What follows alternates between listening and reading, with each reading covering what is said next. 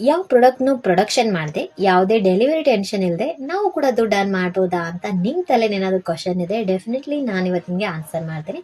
So ಅದಕ್ಕಿಂತ ಮುಂಚೆ ಬೇಗನೆ ವಿಡಿಯೋಲ್ಲ ಸೇವ್ ಮಾಡ್ಕೊಳ್ಳಿ, ಯಾಕಂದ್ರೆ miss out ಆಗಬಾರ್ದ್ರೆ.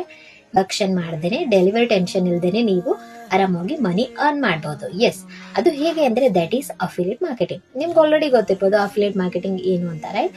But in case ಗೊತ್ತಿಲ್ಲದೆ ಇದ್ರಿಗೆ ಇದನ್ನ ತಿಳ್ಕೊಳ್ಳಿ. ಓಕೆ, ಸೊ ಅಫಿಲಿಯೇಟ್ ಮಾರ್ಕೆಟಿಂಗ್ ಅನ್ನೋದು ಆಲ್ರೆಡಿ ಇನ್ನೊಬ್ರು ರೆಡಿ ಮಾಡಿರೋ ಪ್ರಾಡಕ್ಟ್ ನ ಪ್ರಮೋಟ್ ಮಾಡೋದು.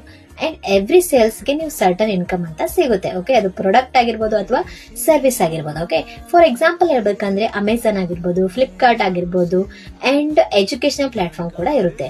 ಸೊ ಇಲ್ಲಿ ಜಸ್ಟ್ ನಿಮ್ಮ ವರ್ಕ್ ಅಂದ್ರೆ ರೈಟ್ ಪ್ರಾಡಕ್ಟ್ಸ್ ನ ರೈಟ್ ಆಡಿಯನ್ಸ್ಗೆ ತಲುಪಿಸೋದು, ಅದು ಆನ್ಲೈನ್ ಮೂಲಕ.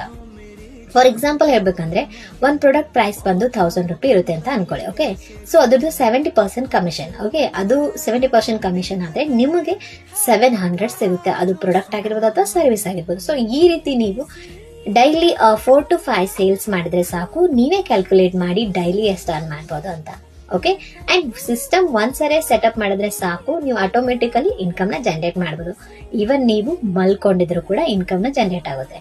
ಸೊ ನಿಮಗಿದು ಕಲಿಯೋಕೆ ಲಾಯಕ್ ಅನ್ಸಿದ್ರೆ ಅಥವಾ ಕಲಿಬೇಕು ಅನ್ಕೊಂಡಿದ್ರೆ ಡೆಫಿನೆಟ್ಲಿ ನಾನ್ ನಿಮ್ಗೆ ಹೆಲ್ಪ್ ಮಾಡ್ತೀನಿ. ಅಂಡ್ ಹೇಗ್ ಮಾಡ್ಬೇಕು ಅಂತ ನಾನು ಗೈಡ್ ಕೂಡ ಮಾಡ್ತೀನಿ. Okay, so